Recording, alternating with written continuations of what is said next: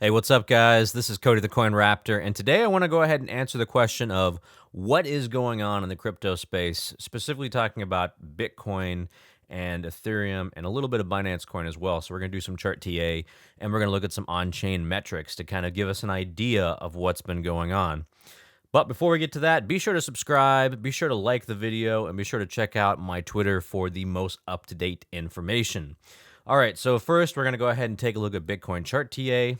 And so what we have here is we have a Bitcoin which is going sideways. Bitcoin has been going sideways since the 21st of January. It has been moving between this range here and there. And if you go ahead and take a look at our RSI here at the bottom, this is our daily RSI. You can see that that currently is in an uptrend. It's going to be probably wind up testing this uptrend before too long. That would put it at about 56 or so RSI on the daily.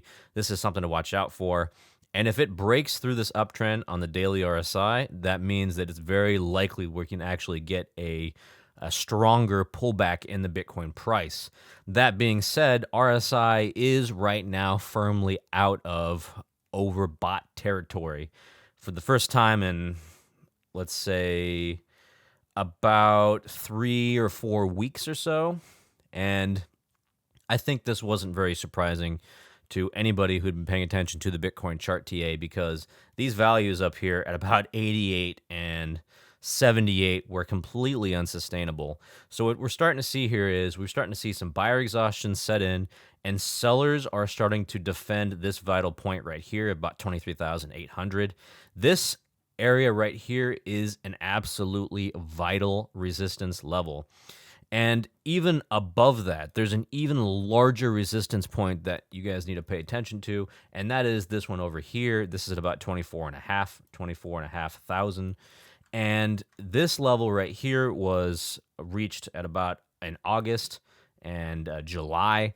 Now, in order for Bitcoin to really rip, in order for it to really move higher and confirm that the bear market low is in, what we need to see is a break above this previous resistance level here, so 24.5. It needs to convincingly break above that level, and then after that, I will be more positive that we will have seen the Bitcoin bottom or the Bitcoin bear low. So that's one level to really watch out for. So we have the first level here at, again, about 23,800, and the next resistance level here at about 24,500. However, if Bitcoin cannot break out of this first resistance level that we talked about, we are going to see a pullback. I think it's very likely that we come back here and test 22,400 if we can't breach this spot right here. And there is even a possibility that we can be coming down here to 20,600. And if that level doesn't hold, what you're looking at is the 200-day moving average down here at about 19,700. I think that even Bitcoin coming down to these areas would still be very healthy. It would still be very bullish. The uptrend would still be intact, and you'd still get a little bit of pullback, a little bit of time for buyers to catch their breaths. And for anybody who basically wants to get into Bitcoin, that would be a fantastic entry point. That's what I'm thinking anyways. That's how I'm playing it. If we can get a dip down here to 20,600 or even a dip down here to 19,700, that is where I am looking to get into Bitcoin to add to my position to get ready for the next potential breakout. But that will probably come sometime in the future. I don't think that that next potential breakout is going to be anytime in the short term. We're going to have to wait and see how things play out. But for now, Bitcoin continues to go sideways. And one thing that's a little alarming about this pattern is it does remind me a lot of the pattern that we saw here back in July and August, in which Bitcoin shot up and then it went sideways. And then it broke through the bottom of the support level here, and then it proceeded to go lower. Now, I don't think that's going to happen this time, but that's just something to watch out for. All right, so let's go ahead and take a look at the funding rate. So the Bitcoin funding rate, what we have here is an idea of long and short dominance. Right now, longs are dominant. This is for the perpetual contracts. This is for derivatives trading. But right now, the longs are dominant. Shorts are nowhere to be found, and the trend really hasn't changed in the past month and a half. It's all been longs dominant.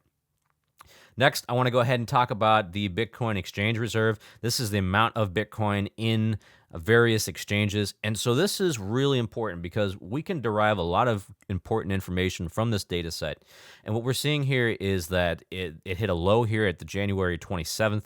And what that means is that it seems like that was the point of maximum buying because the exchanges had hit a low of Bitcoin and buyers were coming in and buying up every single last Bitcoin they could find. Now, what we have here in the subsequent days is we have a significant tick up from here as the sellers stepped in and they took profits. So it basically went all the way up here to about the 31st of January. And then what we've seen is buyers step in yet again and push it all the way down here. And now we're kind of going sideways a little bit here. So the major buying right now has been done. The major selling has been done. And Bitcoin exchange reserve still remains at an incredible low, zooming out here to year, all-time high. I mean, it's at basically an all-time low right now for your Bitcoin exchange reserve. But you can see how the price kind of impacts the exchange reserve. We have a pretty massive break here, the price on the top and the exchange reserve on the bottom, as buyers came in and just bought everything in sight. And then they slowed down for a bit, and then they sold, they took profits, and now things are going sideways. Another way of looking at that is to go and take a look at the spent output profit ratio on CryptoQuant. This gives us an idea of when sellers are selling in profit. And so anytime this value goes above 1, that means the sellers are selling in profit. And if we go all the way back here to about the 27th of January, one thing you can see here is that we had a pretty large spike here all the way up here to the 1.01. So we've had significant in-profit selling going on here right now, where most of the market is a good chunk of the market is in profit, and they're selling to realize those gains right here. Now, it still remains above 1, so that still means that, broadly speaking, that sellers are still selling in profit, but it's very, very close. Right now, the current value is 1.00, so it's very close to not selling at a loss, and they're in profit currently. Next, I want to go ahead and take a look at the NVT Golden Cross. So the NVT Golden Cross is something I look at in order to determine local tops.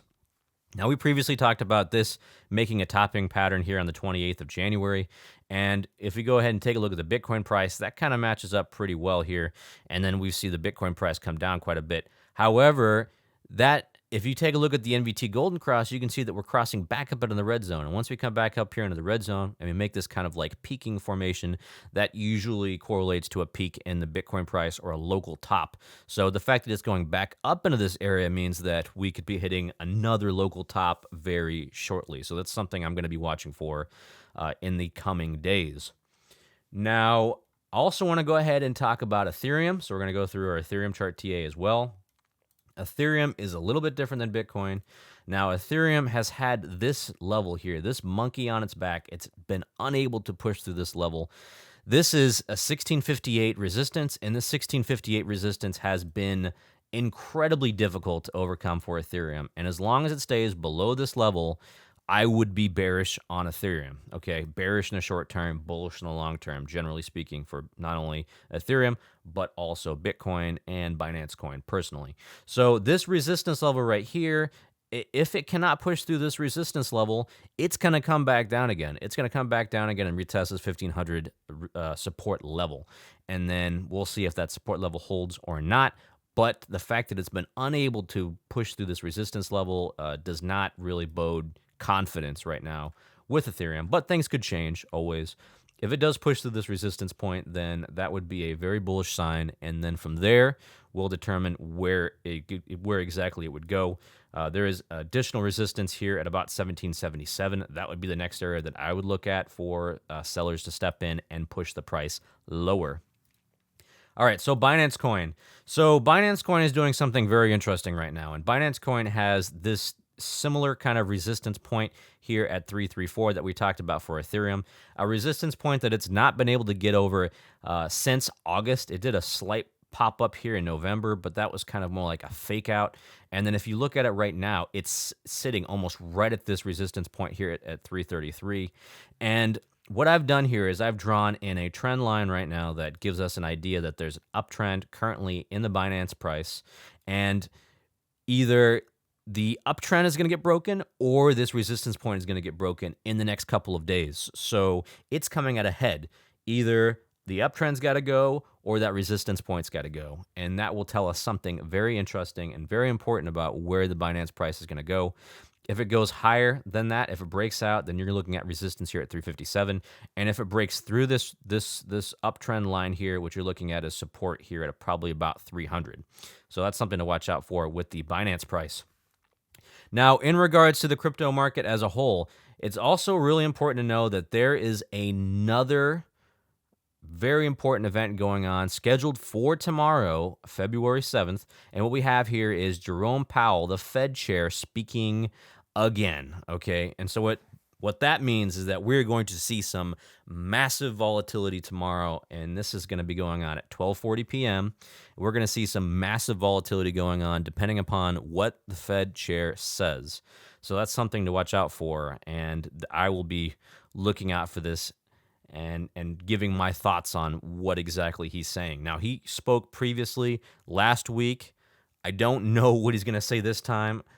I thought that he was very dovish last time he spoke. He could change and turn hawkish. And if that's the case, he could send the markets and crypto down very easily, especially by being overly hawkish. So that's something to watch out for, guys.